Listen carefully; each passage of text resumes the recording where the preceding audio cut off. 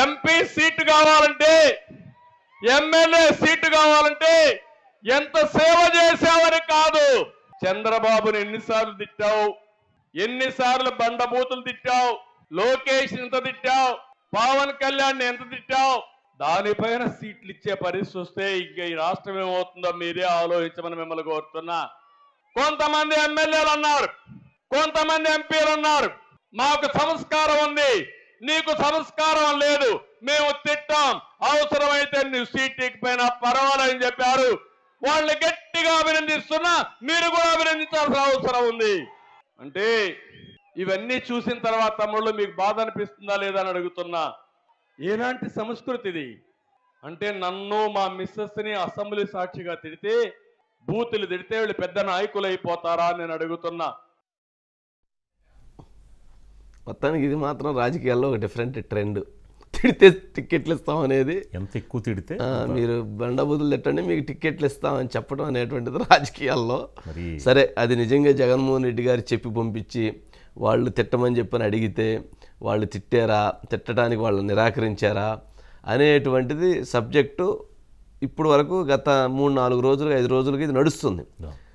దీన్ని ఎవరైతే వాళ్ళెవరూ కూడా మమ్మల్ని తిట్టమని చెప్పలేదు, బాలినేని శ్రీనివాసరెడ్డి గారు కావచ్చు, మామిడి శ్రీనివాసరెడ్డి గారు కావచ్చు, లేదా మహేందర్ రెడ్డి గారు కావచ్చు, ఎవరు కూడా మమ్మల్ని తిట్టమని ఎవరు అడగలేదయ్యా బాబు, మీరు ఎందుకు అలా తిట్టమని అన్నట్టుగా 3-4 రోజులు జరుగుతుంటే ఎవరు ఖండించలేదు అని అంటే అది నిజం.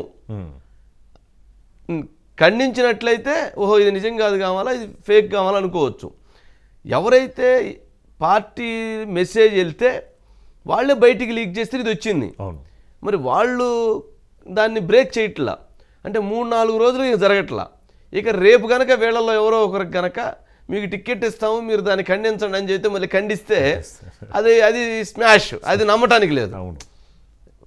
ఈ 3 రోజులుగా కనుక ఇదేంటి లేనిపోయింది మమ్మల్ని బ్లేమ్ చేస్తున్నారు, మమ్మల్ని బ్లేమ్ చేయడం కరెక్ట్ కాదు, సబ్జెక్టు మమ్మల్ని ఎప్పుడు ఎవరు అట్లా అడగలేదు, తిట్టమని మమ్మల్ని చెప్పలేదని చెప్పినట్టయితే నిజంగా దానికి బలం ఉండేది.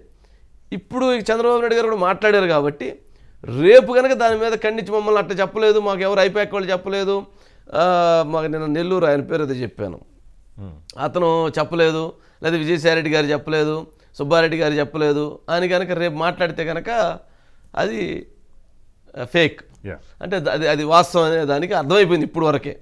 కాబట్టి ఇది కొత్త ట్రెండ్ రాజకీయాల్లో, తిడితే టిక్కెట్లు ఇస్తాం అడిగాం, ఇది ఒకటి. చంద్రబాబు నాయుడు గారి ఇంటి మీద జోగి రమేష్ దాడి చేసిన వెంటనే అంటే తిట్టే అంటే ఇప్పుడు వీళ్ళేం చేయాలి, ఇప్పుడు ఎన్నికల్లో రాజకీయాల్లోకి రావాలంటే ఒక స్పెషల్ క్లాసులు పెట్టుకొని, మనకు విలేజెస్లో ఉంటారు, ఆ నుంచి అమ్మహాదాదిత్య వాళ్ళు ఉంటారు అనమాట.